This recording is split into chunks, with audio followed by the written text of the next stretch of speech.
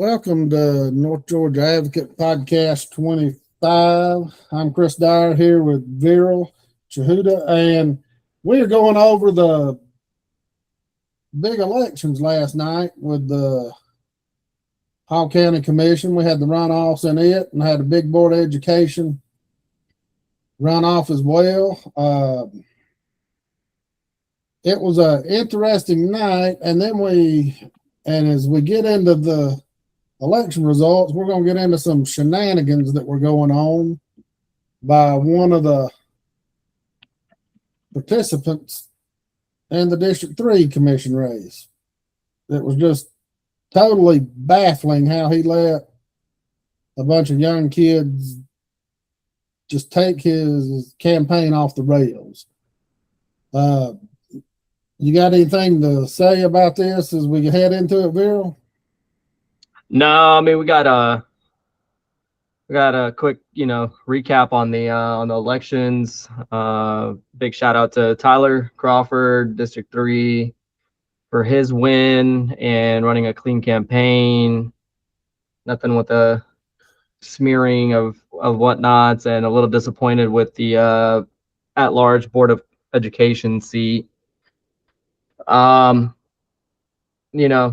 think Susan was obviously the better choice, but she fell just a little short. So that was a little disappointing, but yeah, we're talking 298 votes is what Susan fell short. Right. Yeah.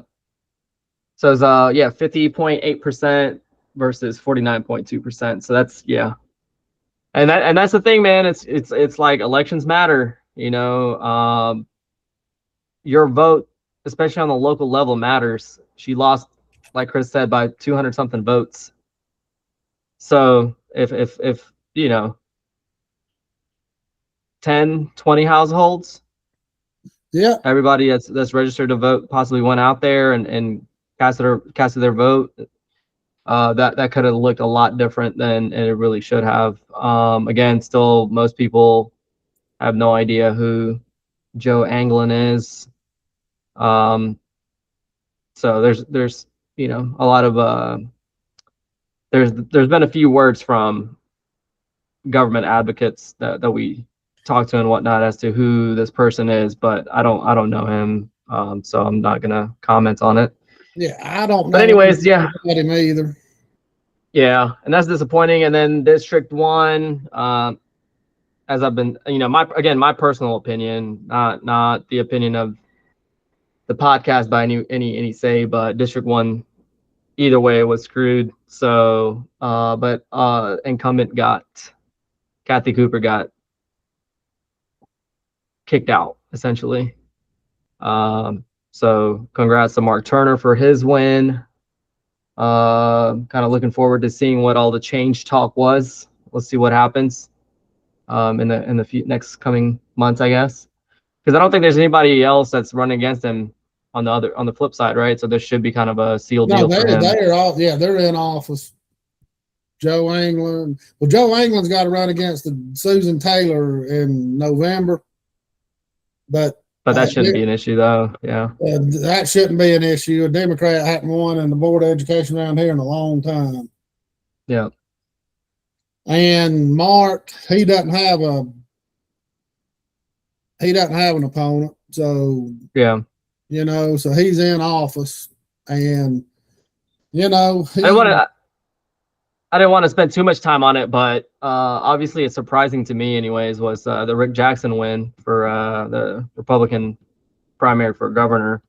That was a little surprising to me, honestly. I was especially with the last minute endorsements from Kemp and Trump and all that for Burt Jones. I think that the difference was the people in North Georgia believe Rick Jackson and they didn't believe Burt Jones.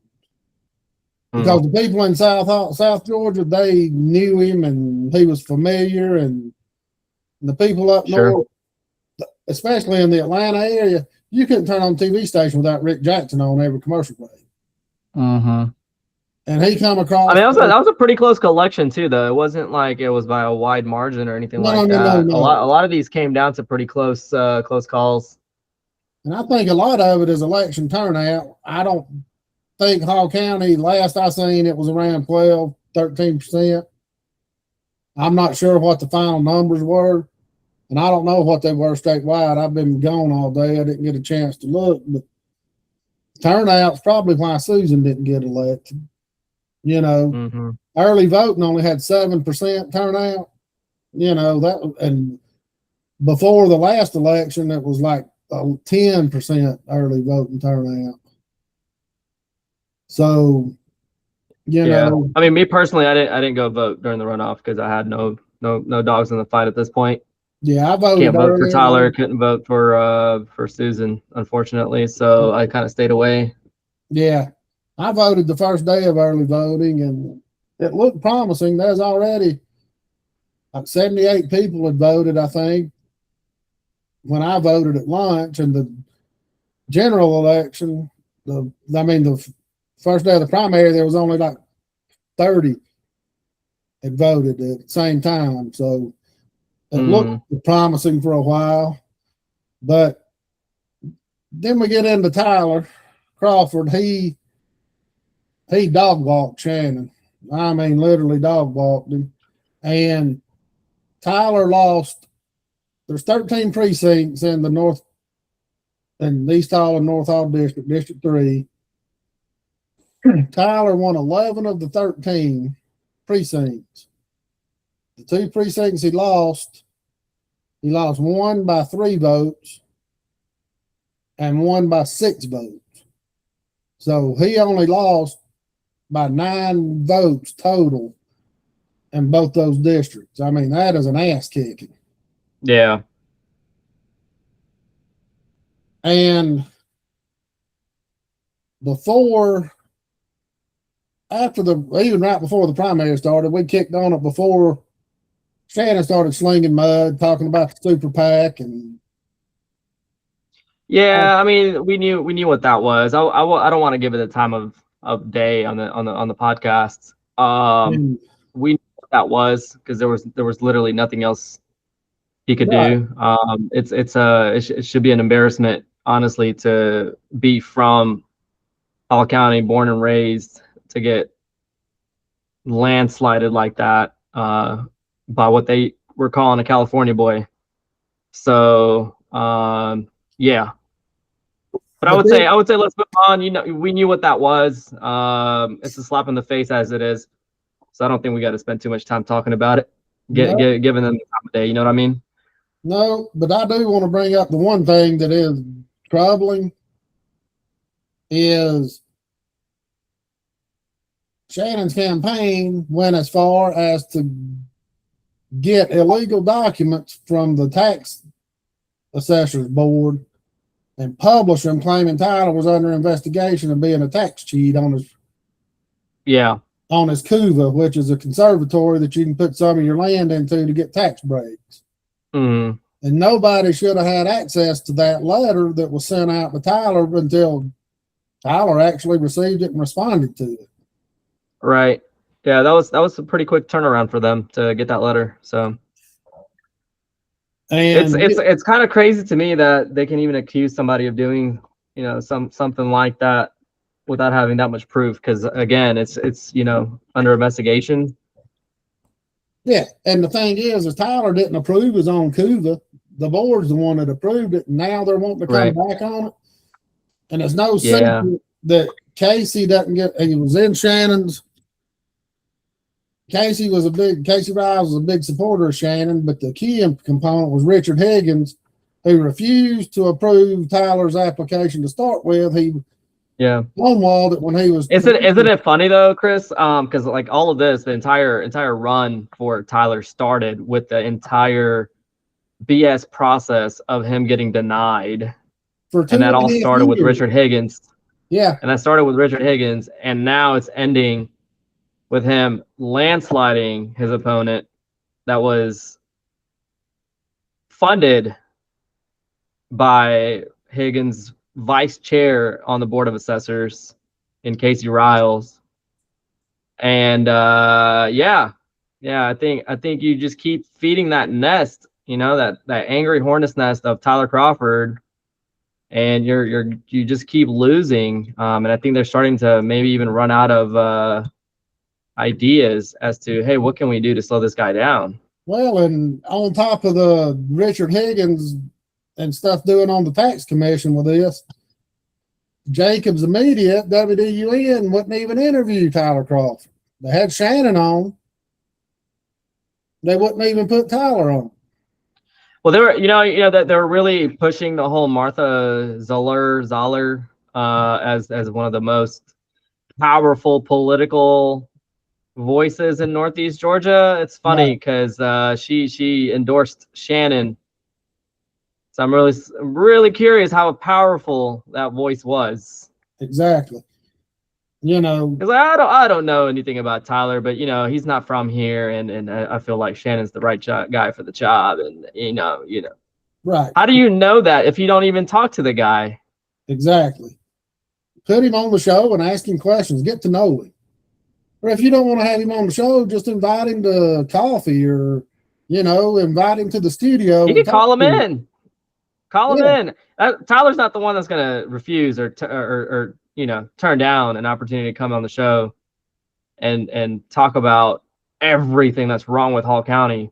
Exactly. You know what I mean? So it's just silly. But again, I don't want to give him too much attention. So I'd say, well, let's move on. Congratulations. What else we got? Tyler. And I talked to Susan last night. I told her congratulations, and she was bummed. She's got nothing to be bummed about, honestly. I mean, she ran a great campaign. There's a lot of things working against her, and she still almost pulled it out. So that's great in my opinion. Well, and one thing that I was encouraged with after messaging with her last night, I knew she was wiped out from the stress, and I got the impression that the Board of Education has not heard the last of it. Right.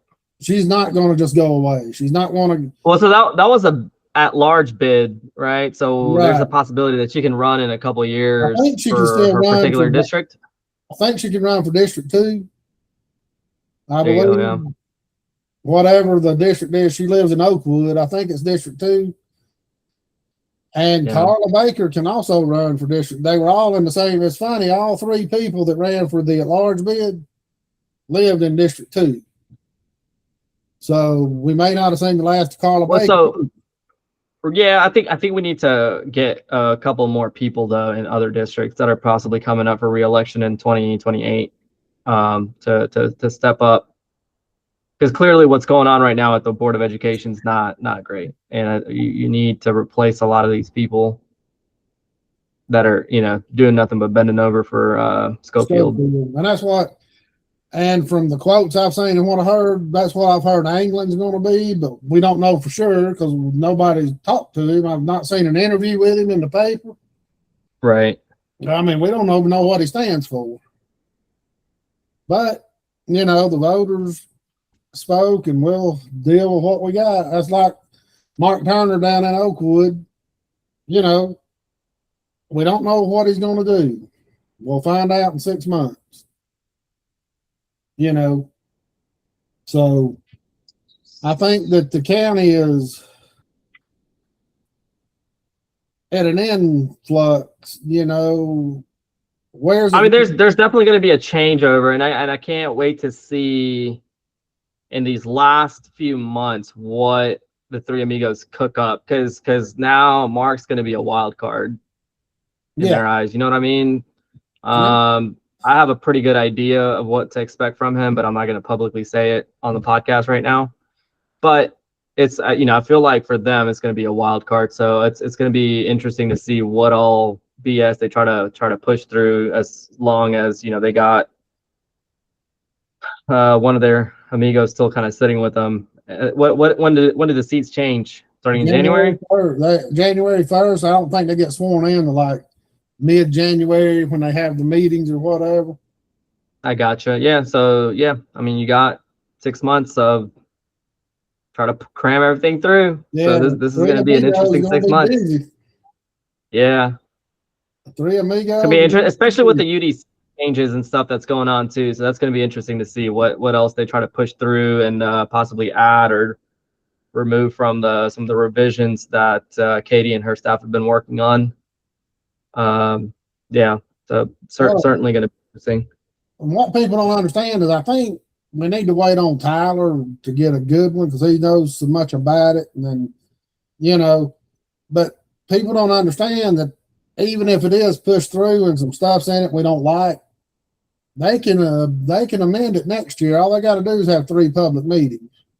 Yeah, sure. No, absolutely. They can change it. Again, the question mark for me still is going to be Mark Turner.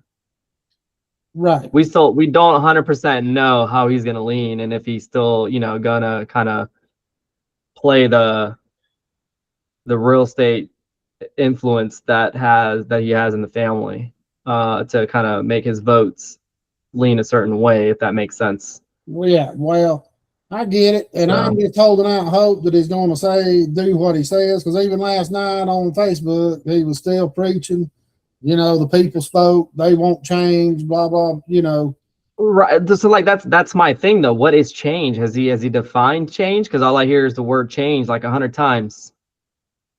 We got change. You got somebody else. You got somebody else in District 1. Finally, that's change. What's going to be different though is the main question that I have. It's because he didn't speak about anything about with policy. I didn't hear any of that. Yeah, all he's talked about was slowing growth and going to. Okay. I mean, South Hall's pretty much cooked. Like if you saw the UDC and the comprehensive plan, that's literally where all the growth is projected for and is going to be going to. So what are you going to slow down there?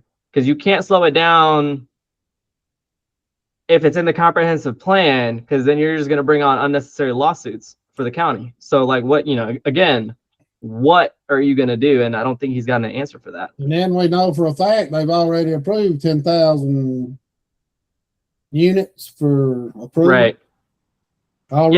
Yeah, I think the reversion is going to help out with that part of it, though.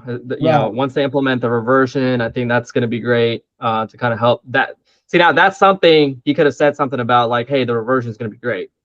That's going to help us slow down the growth in South Hall.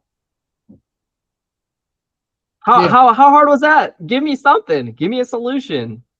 Right. What are you looking at? What are you thinking as far as the UDC goes? What is the county currently doing that you feel like is going to help slow down the growth and that you're going to use as a tool to help slow down the growth in South Hall? Well, I'm hoping we hear more of that over the next few months.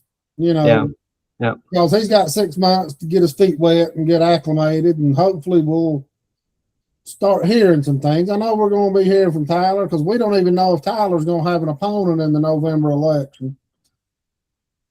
Gina has not got the signatures yet, and she's got till July. That's tough, man. That is so tough. 1,700, is that what it is? Well, I think she's got to get around 1,600. Those are legit signatures. That doesn't count. But they got to be like from the district, though, right? Like from District 3. From the district. They can't be with registered voters. Registered voters that voted in not this past election, but 2020. Prior, right? So 2022. I can't imagine going up to MAGA country in that District 3 and asking people to sign off on me running as an independent. Oh yeah, no, that's dead. That's tough. North Hall and East. 2024. Whoever was registered 2024 election, that was the sure. Yeah. So, no, but that's a tough ask, man. Like and District 3, it's dead red, boy. Yeah, that's a tough district to be doing that in. More props to her if she can get the signatures needed to qualify and be on the ballot. Again, I still stand by if Shannon had won, I think she would have dropped out of the race. I think this is the Swamp's last. This is just my dog in the fight, but I think it's going to happen anyway. I think when she saw the results, how bad Tyler won, how's she going to get? Even if Shannon gets half of even if she gets half of Shannon's vote, that's still not going to be enough to beat Tyler. Right. Because you've got so many people in this county, just not, you see it posted all the time to Jerry that's running for sheriff. If he's running as independent, I'll never vote for you because you're not a Republican. They don't care what his policies are. He's just not a Republican, so they're not voting for him. Yeah. I mean, I don't know. Maybe Jerry's got to do a better job of going out. Man, I think Tyler set up a great transcript or a game plan for anybody that's wanting to run is get out there, talk to the community. Well, and one thing that's not hard. Yeah. And one thing that these people's got to understand too is all these people that supported him and helped him and pushed him. Tyler's got a job to do now. He's not going to vote your way every time or something with the way you agree. I mean, sometimes he's going to have to make tough decisions that go against even what he believes because the law states that he's got to vote this way. Or the UDC states he's got to vote this way. I mean, it's not, he can't just go in there and just vote how the people that supported him. Yeah, I mean, it's not that cut and dry. If it was, you wouldn't have all this controversy, he's going to piss a lot of people off that helped him get elected. And that's just part of it. And people's got to understand that. It's not personal. It's just politics. That's how it works. And so I want to change the subject here. So as of what, maybe a couple hours ago on the Gainesville Times. Yeah. With Lee Dara saying that he is going to be taking a leave of absence minimum 60 due to ongoing medical issues. Yeah. So Northeastern Judicial Circuit District Attorney Lee Dara is taking a medical leave of absence due to an ongoing battle with diabetes. According to a letter he sent Hall County Chief Superior Court Judge Nathan Deal on Tuesday, June 16th. So hope he gets better. Prayers for him. All that. No doubt. We knew this was going to happen. We didn't think it was going to happen that fast, but we knew that this was going to happen. This was a high probability of this was going to happen. Yeah. I thought it was.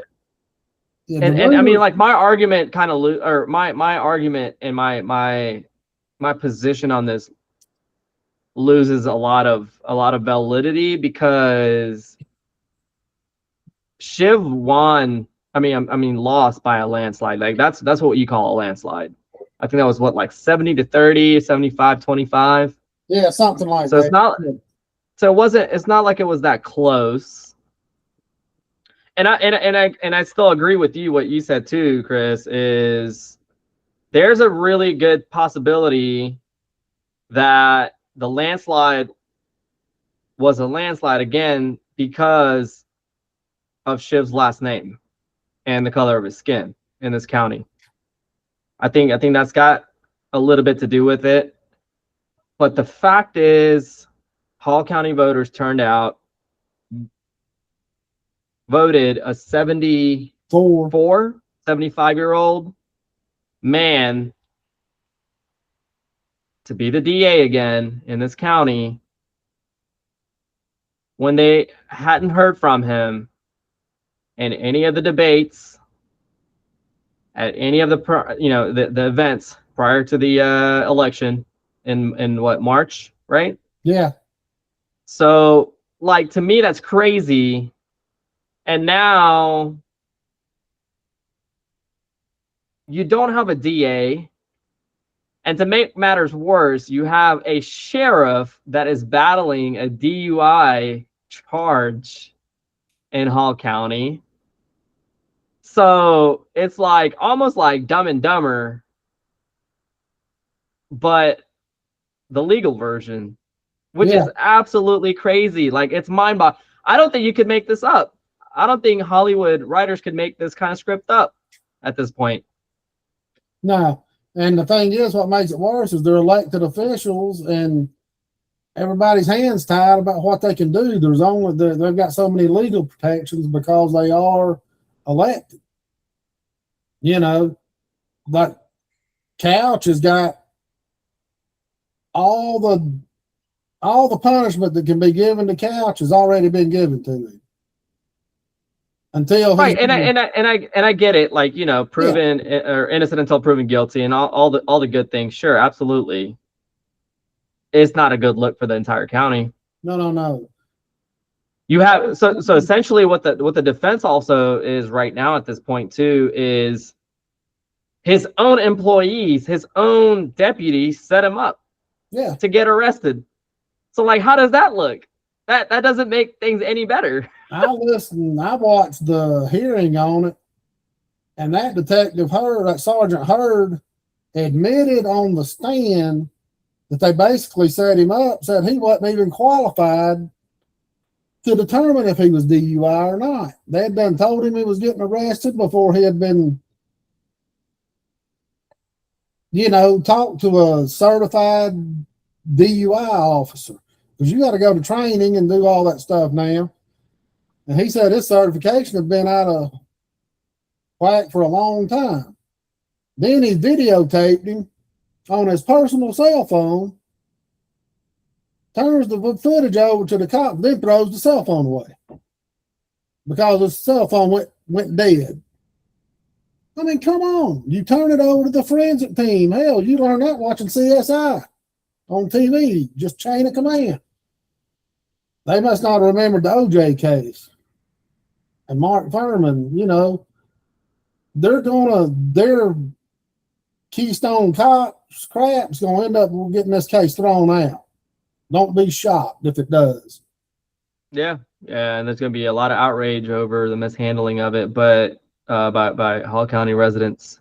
Yeah, as there should be. Yeah, but I mean, it's a black eye for the county as a whole, in my opinion. Either way it goes, if he gets reprimanded and, you know, he gets kicked off the whatchamacallit by Kemp or whoever, that's a black eye. And then if the whole case gets thrown out, that's a black eye, because it shows that you got too much dysfunction in your entire organization, where your own deputies are trying to sabotage you. Yeah. But it's their own fault. They shouldn't have covered up for him for as long as they have. Yeah, and that, you know, that makes things look even worse. Is like, okay, if it's going on that long, why are y'all been waiting so long to set him up? Exactly. And like, you knew what was going on. See, and that's what kills me is when if this does get thrown out, the outrage is warranted, but the outrage is going to be at the wrong people. The outrage shouldn't be that the DUI is thrown out. The outrage should be at how inept the Hall County Sheriff's Department is under his leadership. That's where the outrage should fall. I mean, how does your number 2 and 3 in command not even know how in the hell to operate a traffic stop? I understand they're desk jockeys now, but you still should be up to date on police procedure. Oh yeah, you should have training. Why do you not have training for that? Yeah, I mean, it makes no sense. Yeah, and this is exactly what the voters get when you're this brainwashed to only, hey, if you're not a Republican, I'm not voting for you, bullshit. That's exactly what you get when it's. I've put a lot of that on the bought and paid for media in this town, because the people that own WDUN, they're in the swamp as much as everybody else. They're the ones, they're hanging out with them at the country club and playing golf with them. Yeah. Doing all this stuff. They don't want to report on their buddies, and I get it, but don't own a damn news organization.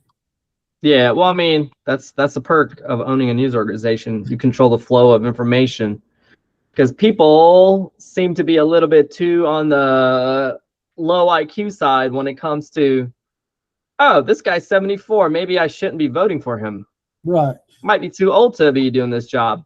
And that's one reason that you and I are doing this show, and I started with other people, North Georgia Advocate. You know, we're tired of the biased coverage of the news in this town, and you don't understand. People don't understand how many times we've sent smoking guns to the Gainesville Times and Access WDUN, and we've been told to pound sand, or they won't even respond. We give them we literally give them the trail to follow. Well, I think you got to have somebody with some balls. Well, we've actually had one reporter report something that happened after a Board of Education meeting. It was up for 1 hour. Yeah. Then their bosses told them to take it down. Yeah.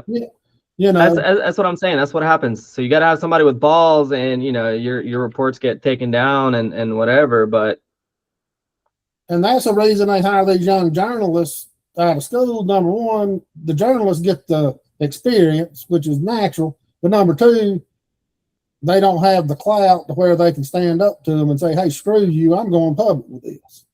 Yeah. You know, they don't want a black eye on their record either, so they won't get hired anywhere else. They're kind of at the mercy of, and that's just wrong. Yeah.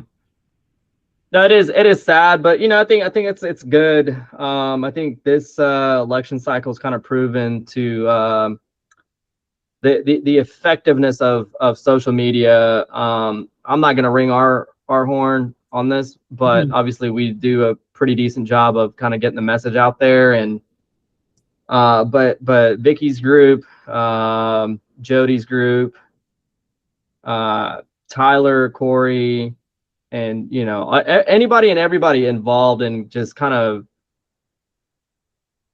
making posts, really wanting to be more educated and asking the right questions, or not even the right questions, but just asking questions, kind of getting an idea of where people stand. Hey, this doesn't seem okay. Is this appropriate? Is this legal?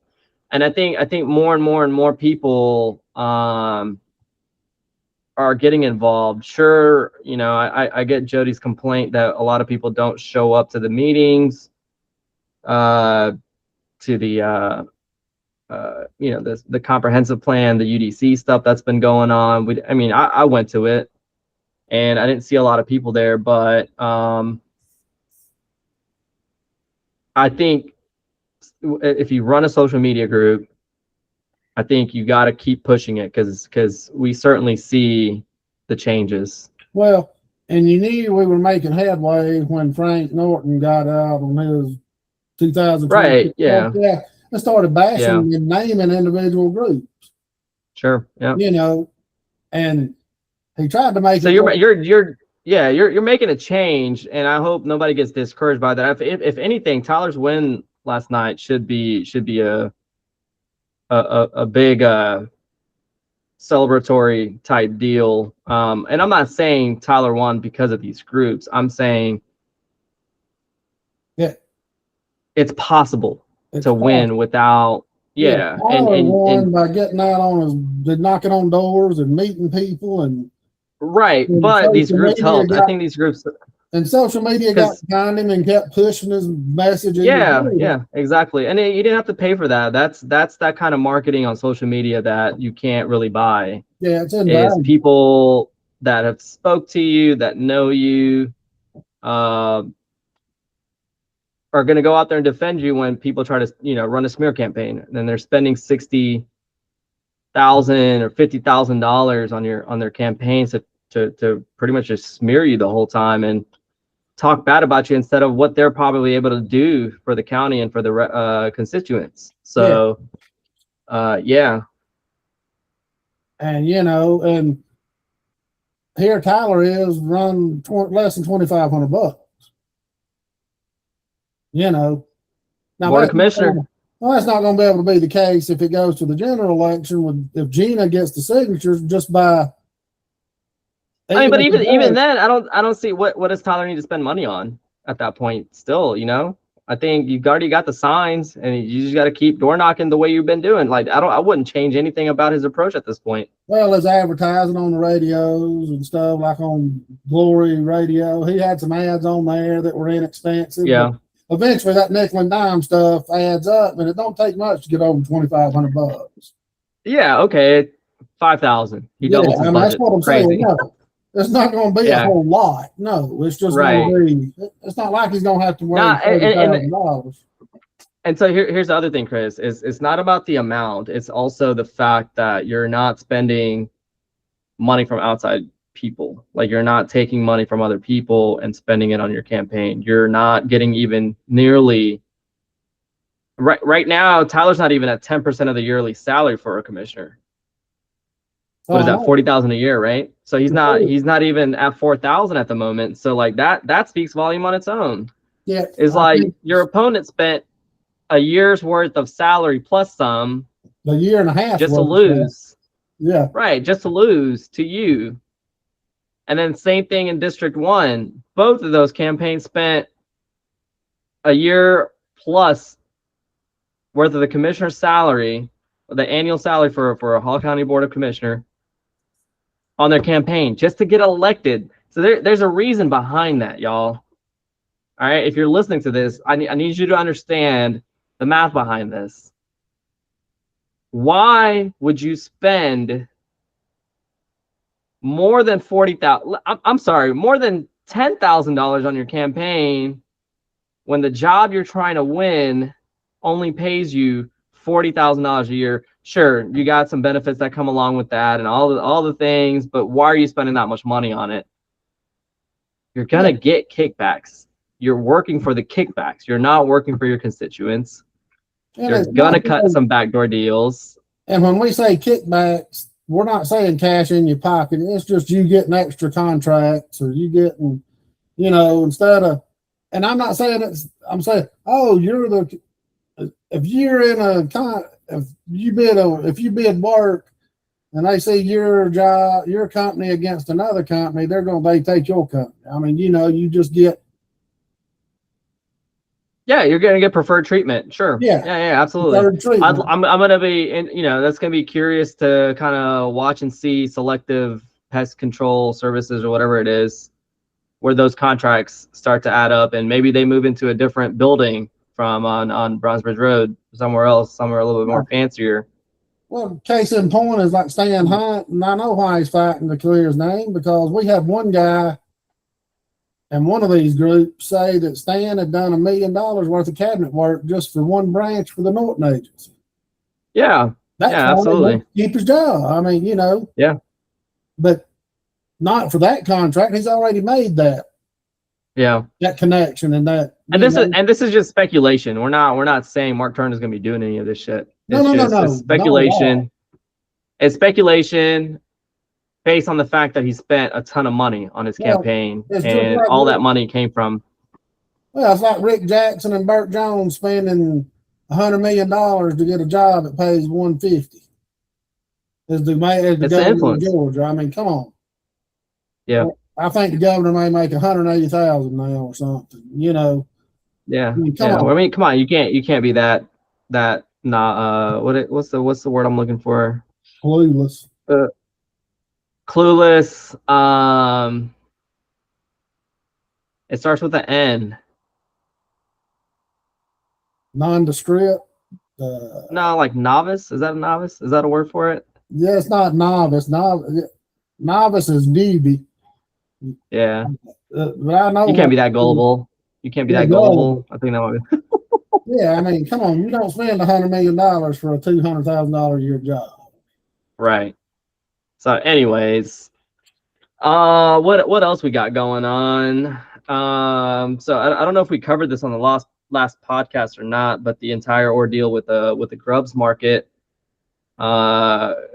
David Gibbs and Greg Poole, I think, publicly admitting that they didn't understand what the vote was for the first time, and that it's already approved. They were under the impression that it was okay for the county attorneys to make contact with the owners of Grubbs Market and say, look, if it gets approved for a vote at the next meeting, we'll purchase the land. But it ended up they had contracts for them to go ahead and purchase the land. Yeah, so like they literally voted or they signed off on the purchase of the land. Right. They erroneously signed off on the purchase of the land. They were led to believe it was just to secure a contract contingent on it being approved at a public hearing, like the law states, because it's illegal to purchase land and do big stuff in executive session like they've been doing. And the three amigos basically took advantage of Poole and Gibbs's inexperience, and Poole and Gibbs, they, for some reason, trusted that the staff and the county attorneys were going to catch any illegal stuff that the other three would do. And it turned into a big mess. David Gibbs was if they expected that, and what do they have, like 3 attorneys on staff? I think 3, maybe 4 attorneys, plus they hire outside counsel. And you still didn't realize what was going on? You got an attorney for each commissioner at this point. But they don't use them that way. And I think, from what I understand, Gibbs is fixing to tell them in the next setting, look, I want an attorney to go over every document I sign personally, not tied to y'all. You know, because you can't trust what you're doing. 100%. And Justin sat there at the meeting the other night, wouldn't even look them in the eyes when they did it. He knew he did wrong. If he would have looked him in the eyes. That's the thing, man. If you're going to screw up, like, own it. Stop being a little about it, you know? Yeah. Like, own it. And then Stowe keeps saying, oh, we did it this way, we did it that. We've been doing it this way for years. No, it's just like, own it. Say that you fucked up, and then you know, correct your mistake. Come on. And Stowe about come out of his skin after a while. He got pissed off, and you don't ever see Stowe get mad, except for when he's threatening people against the data center, or telling them to get the hell out of the conference room. Yeah, but Stowe, or the meeting room, whatever it is. And Justin, and then you got the acting county administrator trying to bring up his old military past, and he loves the chain of command and blah, blah, blah. Dude, you did something illegal because you were told to do it, because 3 of the 5 was a quorum and it was approved. So you went ahead and did what they said. They've even wrote contracts and not even told David and Greg Poole about it. Yeah, I mean, that's the thing. They can do it, though, right? Because it's still 3 against 2. So they got the majority of the votes. Certain things can be voted on in executive session, but not $1.5 million purchases of property. This is where I think it's going to be funny with Mark Turner to be replacing Cooper.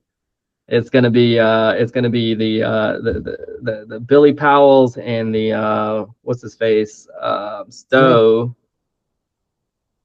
Like, how are they going to bring him into their good old boy club and purchase contracts and sign stuff off?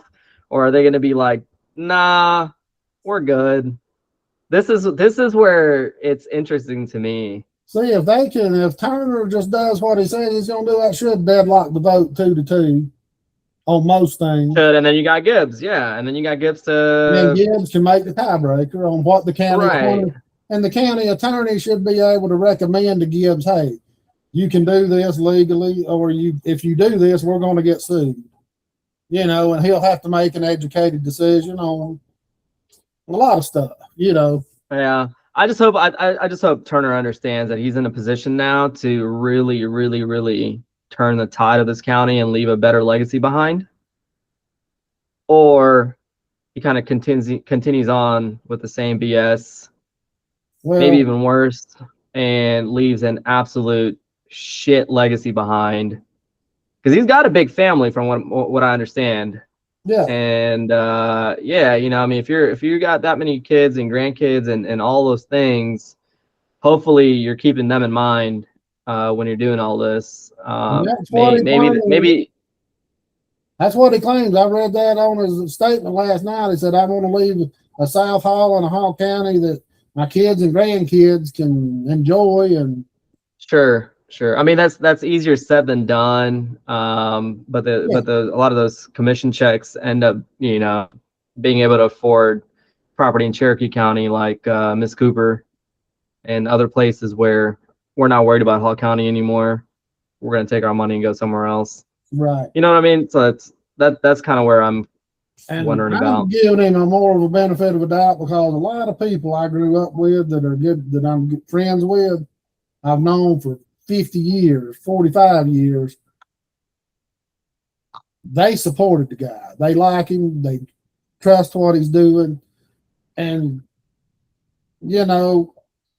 I've got to. Yeah, I mean, look, that's the thing. When I said that I wasn't going to endorse him, and you wanted to endorse him, the big thing for me was that I didn't hear any kind of specific message. I still don't. Well, no, I still wouldn't endorse him. But when you just say change, and without any kind of like intention or any kind of meaning behind it, outside of the fact that, okay, District 1 commissioner is changing from Cooper to Turner. That's the only change I see. Right. So you got to give me a little bit more substance than just the word change. And I'm hoping to get that, because I kind of think lie to me at least. Shoot. And I'm just speaking out of just what I think. I think that he didn't want to put a whole lot into it, learning the ins and outs until he seen how the election kind of played out, Sure. Sure. I mean, he probably didn't even think he had a snowball chance in hell, really, when he got into it. I mean, and then he started gaining traction, and then. I mean, personally, I thought it would end up being, between Cooper and Anderson. And Corey, so I was surprised too. Yeah, I was surprised by Turner being in the runoff. The difference between Cooper and Turner was Free Chapel. Yeah. You got that big church, and I mean, he knows a lot of people from there, and I mean, it's. Who's this person on Facebook that said, nobody even knows him at the church? I don't know. Somebody named Lynn, she commented on your post when I said I need to maybe start going to Free Chapel. So it's like, who? I'm sorry, like it's an inside joke of ours. It's not that serious. No, I know. I think if we took this job super serious and all of Hall County politics and all the BS-ery that seriously, I think we would probably both be battling cancer at this point. Oh, or like a brain tumor from the stress. Oh, yeah. We joke about a lot of this simply because you can't do anything else other than joke about it, because it's stuff you cannot make up. No, yeah. I mean, you couldn't write Hollywood scripts as good. Right. So, anyways, I think. Go ahead. No, I just think that I'm not trying to talk anybody into giving anybody a chance, but worst case, if he votes with the other two amigos every time, we got Kathy Cooper cloned. Even if he just votes against them a few times, it's better than what it was. Sure. And with Kathy Cooper losing, I think it shows it shoots a shot across the bow of Jeff Stowe and Billy Powell. Your asses can be replaced next. Yeah, I think it does. Honestly, I think it does. Look, I'm gonna tell you, man. Like, for my ambitions of running for District 2 against potentially against Powell in a couple of years, I got much more confident going into this potentially with seeing the way Tyler ran his campaign. So I mean, I think they should both be worried about their. I mean, if they're going to run again, I think they both should be worried about their jobs. Yeah, no, and it should give you. I mean, I'd be pumped up if I were you, because what Tyler did shows you that you can run an inexpensive. It can be done. Yeah, campaign. Absolutely. And you got to look. District 2 is not. Unlike District 3, because it's still rural in lots of West Hall where he's at, and up in Northwest Hall in Chestatee. There's a lot of similarities between District 2 and District 3. This is great. Yeah, absolutely. I mean, I know a lot of it on the south end of District 2's creeped up from West Hall and all that, but there's still a lot of similarities. Yeah, I think for me it would still be somewhat of an uphill battle, just with the color of my skin too. But you know, I think putting in the right amount of work and whatnot, I think it's doable. Well, and it gives you hope that Charles Vanderbilt, who's Armenian, he's got elected in Flowery Branch, which I know it's a small municipality, but we're making inroads. Mm-hmm. Yep, I agree. So, but we're gonna we got a voting or a work session and a voting meeting coming up, and I believe on the 25th. Yeah, on the 25th, but I believe, and they haven't posted the agenda. Of course, they haven't. Well, we know Mark Fall's lawsuit thing's going to be up. Is that going to be on that? Yeah, he's wanting to give him a settlement. He's wanting to put an event center on it. He asked. Yeah, no, but are they going to have to settle for it? Hall County's going to have to settle. No, but he can go ahead and ask for the event center before the. It's like, I'll drop the lawsuit if you approve this. Well, it could be something like that. You know, and oh man, Mark's in the right here. I mean, his event center is not going to add any more traffic or anything to what he does. Right. You know, people that's going to go to the winery is going to go to the winery. I mean, you know, and it would help tourism too. I mean, you know, and then we got the big subdivision, the big thing over in Sardis is going to be up. That's the thing that I wanted to kind of bring up is like that's going to be the big vote that comes up for the 25th. I'm going to kind of looking forward to seeing the changes that they've made per staff recommendations and whatever. So that'll be interesting to see. A lot of people not wanting, and you know, actually I think I saw somebody start a online petition to sign against the development and whatnot, and I fought it with every thing in my body to not comment on that and say, look, if you don't want 500 slots of boat storage in these commercial parcels on this piece of land, you should go buy it, pay the taxes on it every year, and then you can do whatever you want with it. The only reason this looks bad is because Billy Powell's the owner. But he's recused himself. And then you got, either way though, I mean, they're having discussions with this before the meetings, after the meetings. This isn't, you know, just because he's recusing himself doesn't mean anything. No. They're not, it's not like they're not talking. Well, so not only that, but then DCCM representing him, which is even another slap in the face because of the entire, I'm not going to vote to fire my friends, but hey, I want to appoint this guy to be my next appointment for planning commission. So again, like all the optics look terrible, but look, that's in my opinion, that's a great piece of lot or great piece of land for what they're wanting to do. It's right off of Dawson Highway, so you already got the road infrastructure out there. The only thing that I am hesitant about is having that much kind of commercial space on septic because you don't have sewer out there. So I get that portion of it. You got about 60,000 potentially square feet of commercial space that's going to go onto septics. Not only that, but you got a stream in the back. So I get the environmental consideration behind that. But if it really bothers you that this kind of development is coming in your backyard, especially with the Sardis expansion that's going on too, that's literally to help with traffic congestion. You can't do anything about it unless you want to go to Mr. Billy Powell, offer him an insane amount of money and buy that piece of land from him. And then guess what? You don't ever have to worry about it, just as long as you're paying your taxes on it.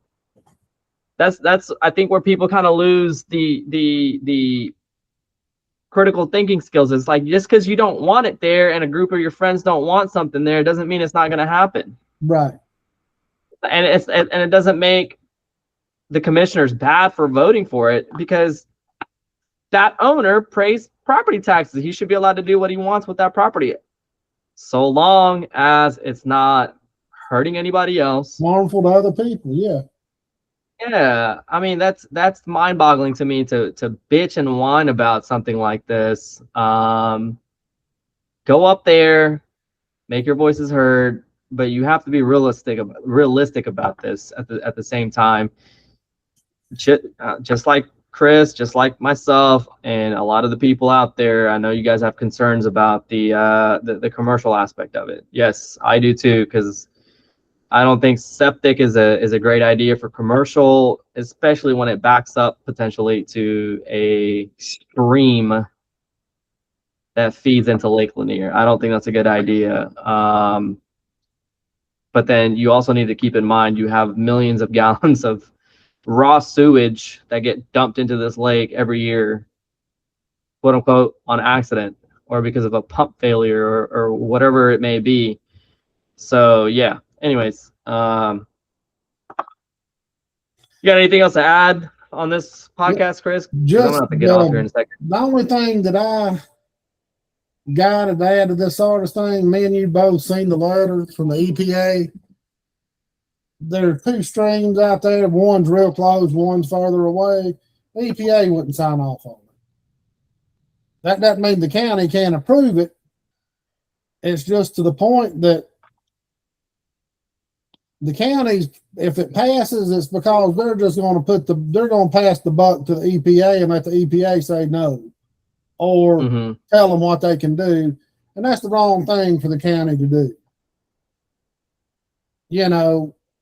Well, that's for Billy to kind of sell off those parcels and say, hey, that's your problem, buddy, not mine. Exactly, and you know, and that's not. And that's not right, because I've helped a guy out in Chestatee in Billy Powell's district. He couldn't get no help from him. Next door neighbor, Marshall, I sent you the paperwork on it. The dude that was going to build a culvert in his back, to help the drainage in his backyard, ended up putting 1.3 million pounds of dirt in his backyard to make it round and everything. That washed into the Lake Lanier, and county commission wouldn't do nothing about it. They kept passing it to the Corps. The Corps kept putting it back on the county, and it's going to get in this volleyball type situation where each government entity is going to be passing it back and forth and blaming the other one, and there's going to be no finality to it. And we could, if it ever gets built, we could have a dang dumpster fire on our hands. I mean, somebody's got to make the decision, yes or no. Right. It's just, I don't agree with it because of the septic tanks, and the fill lines. I mean, what happens in 30 years? Billy Powell's going to be dead and gone. Most of the people that are there are going to be dead and gone. But it's their property. If it gets, like you said, if they want to build it there, let them build it there. Because eventually, I think sewer's going to end up out that way anyway. You don't have to. I mean, it only makes sense to the do bypass it. being put in out there. I mean, they're going to have it. I mean, you can't build that corridor up and not have sewer out there. Yeah. I mean, that's a lot of the reason I think land up and down Dawson Highway is kind of still rural and untouched, is because there's not a lot of sewer out there. Granted, on one side, it's kind of like a big cliff diving off of it, but but I think potential high density residential could come in there if they had sewer access or something else. But a lot of it hasn't happened, I think, simply because of the fact that there's no sewer out there yet. So and it's a busy road, though. I mean, it's a very, very busy road. It's one of the main connectors to 400 from 985 and then from 85 as well. So and another thing, they've got to improve the infrastructure. The traffic's just terrible. One of my best friends used to be the principal of West Hall and athletic director. He lived out in the Chestatee area. he'd stay at work till 6:30 at night because he said, hell, it's either stay here till then or sit in traffic on McEver Road and Dawson Highway and get home at the same time, you know. Yeah, I mean that's the thing. District 2, that I think McEver falls in that, and all of West Hall falls in that. So, where's our commissioner potentially working with the city of Beaufort / the city of Oakwood to kind of figure out, hey, where you know, let's get the funds together to widen McEver, because this is an absolute shit show during peak hour. Yeah, and see, most people don't understand that McEver is just in a continuation of Peachtree Industrial Boulevard. It's the same road. But it's not. Yeah, but it's not. No, but I mean, once you just put a bunch of roundabouts. Yeah. Yeah. But it's going to eventually get to that point, but we've got to plan for it. Yeah. Yeah. I mean, it's been piss poor planning for the last, 16 years, because you have a commission that's just more worried about selling real estate and developing real estate. So, you know, who cares about infrastructure? We'll figure that out later, or the next person will figure that out. Yeah, you look at all those roads that come off there, like even Browns Bridge right there, Montgomery Drive, Esther Drive, I mean, and all that, and those roads that cut in behind McEver, because all that's interconnected on both sides. I mean, you can't even get in and out of those places. Yeah, I mean, well, funny enough, for 369 on Browns Bridge, that's actually in the works for a 4-lane road, 2035 start date or something like that. Right.